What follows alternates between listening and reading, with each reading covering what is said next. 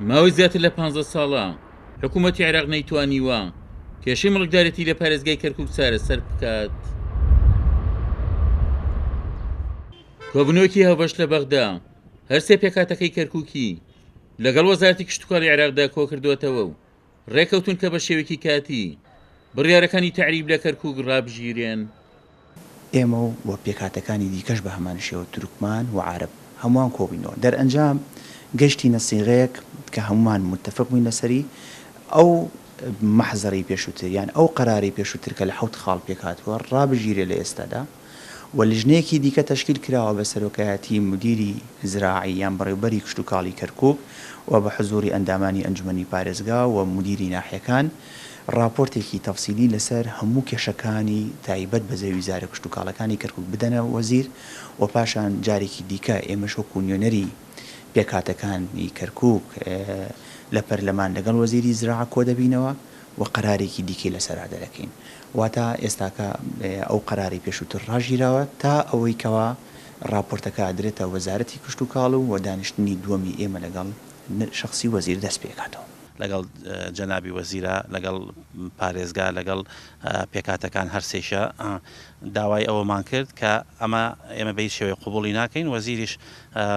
لێرەدا ئەیزانی حەق لە لای کورد و تورکمانە ئەم زەویانە وەختی خۆی بە زۆر دراوە بە عارەبەکان گرێبەست کراوە و بە تایبەتی ئەوانەی کە حیزامی ئەمنیە پشتوێنەی بۆ دەوروپشتی کەرکووک کرا ئەوانە هێنرابوون لە دەرەوە وەستانمان و داوای ئەوەمان لێ کرد دوای جەژن کۆبوونەوەیشی تر بکرێت فراوان لەگەڵ بەڕێوەبەری کشتوکاڵی کەرکووک لەگەڵ بەڕێوەبەرایەتەکانی ناحیەکان دابنشێ و ڕیپۆرتێک ئامادە بکە دواتر ئێمە داوامان لە وەزیر کرد کە خۆی بێتە کەرکووک و کۆبوونەوەکە لە کەرکووک بکرێ. لێپرساو یەکێک لە یەکەی داریەکانی کەرکووکیش کە کێشی مڵکدارەتی لە سنوورەکەیان هەیە ڕایدەگەیەنێت کورد و تورکمان هاوڕابوون کە پێویستە زەوی وزارەکانی کەرکووک کە بەپێی سیاسەتی تەعریب زەوت کراون بۆ خاوەندارەکانی بگەڕێتەوە. وەزیرش ئیشارەتی بەوەدا وتی من حەزەکەم ئەم کێشانە چارەسەر بێتن لە زمانی منە و لە ئەم فرسەتەی کە من ئیستا لێرە وەزیرم حەزەکەم 2 مانگم ماوە ئەم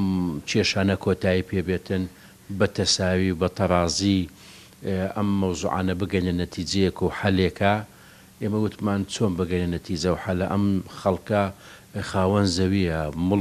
مڵکی خۆیانە تاپۆی خۆیانە خوێمە هەڵناستین زەوی خەڵک پێشکەشی یەکێکی تر بکەین و کە تەڕازیان پێ بکەین وتمان ئێمە حرفیە نەوشتانە قابلی قوبوڵ نیە لای ئێمە. لێستەدا هەوڵ و کۆشەکان لە کەرکووک سەرکراونەتەوە بۆ پێشگرتن بە سیاسەتی تەعریب کە لایەن بەغداویداری کەرکووکەوە هەوڵ بۆ تعریبکردنەوەی شارەکە لە ئارادایە و هەوڵەکانی خەمخۆرانی کەرکووکیش بەو ئاراستەیەیە کە تەعریب لە کەرکووک ڕابژیرێت. کورسات نیوز زانی ویشێتی بۆ یەکلایکردنەوەی کێشەکانی مڵکدارەتی لە کەرکووک وا بڕیارە لە دوای جەژنەوە وەزیری کشتوکاڵی عێراق سەردانی شارەکە بکات. عومەر غەریب، کورسات نیوز، کەرکووک.